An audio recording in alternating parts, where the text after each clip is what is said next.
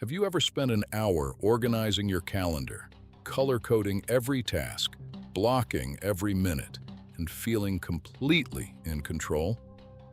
Only to reach the end of the day, wondering where all your time went? You followed the advice, you made the schedule, you planned ahead. So why are you still behind? Most people think the answer is poor time management. But what if that's exactly the mistake? Because the people who seem to get the most done don't actually have more time than you. They have the same 24 hours, yet somehow they finish important projects, stay healthy, learn new skills, and still have room to breathe. So here's the question that changes everything. If everyone gets the same amount of time, why do the results look completely different? The obvious answer is that some people manage time better. But there's one problem with that explanation. Time is the only resource that's already perfectly equal. Nobody gets extra hours. Nobody can save it. Nobody can create more of it. So how can better time management alone explain such different outcomes? To see what's really happening, imagine this. You schedule 1 hour tonight to work on an important report. The plan is clear. The hour is available. Everything is organized.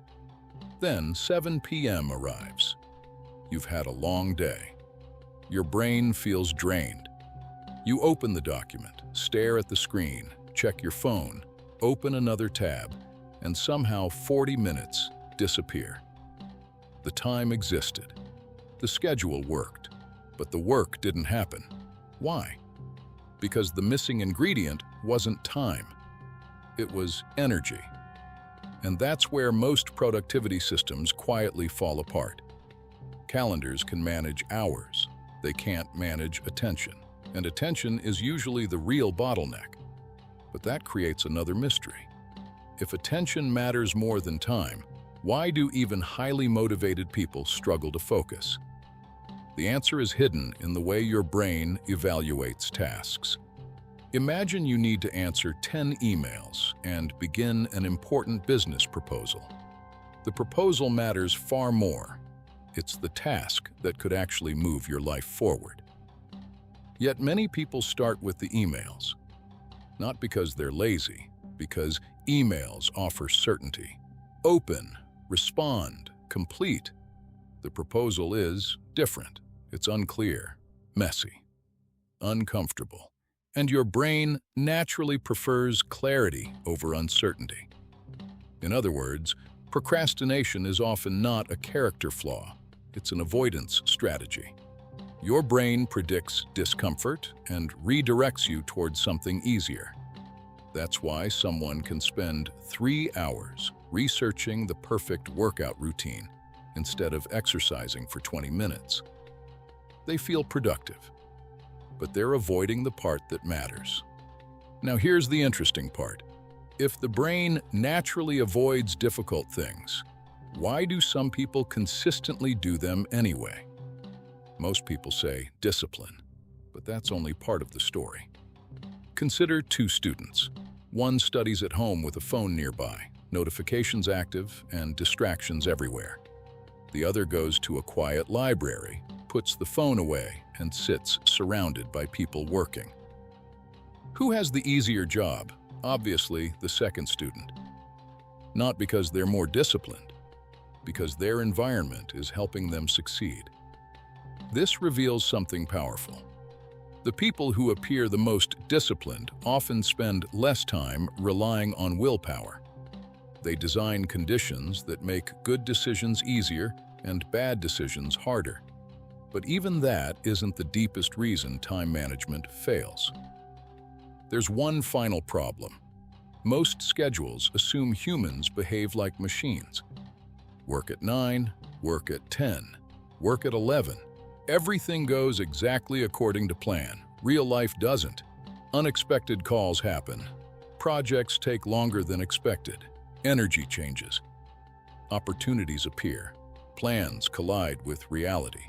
And reality usually wins. When that happens, people blame themselves. they think they failed the schedule. But what if the schedule failed them? The most effective people often don't obsess over planning every minute. Instead, they protect priorities. They identify the one task that would make the day meaningful if completed. Then they make sure that task receives their best attention. Everything else becomes secondary. This approach sounds less organized, yet it often produces better results because it survives contact with reality. And that's the answer to the question we started with. The reason time management fails so many people is simple. Time was never the real problem. Energy matters, attention matters, clarity matters, environment matters, priorities matter. Productivity isn't about squeezing more actions into fewer hours. It's about making sure the right actions happen before the day disappears. So the next time your schedule falls apart, don't immediately look for a better planner, a new app, or a more complicated system. Ask a different question. Did you actually run out of time, or did you run out of attention? Because the moment you understand that difference, everything changes. And if there's one sentence worth remembering, it's this. You don't lose your goals because you run out of time. You lose them because the things that matter most never receive your best attention.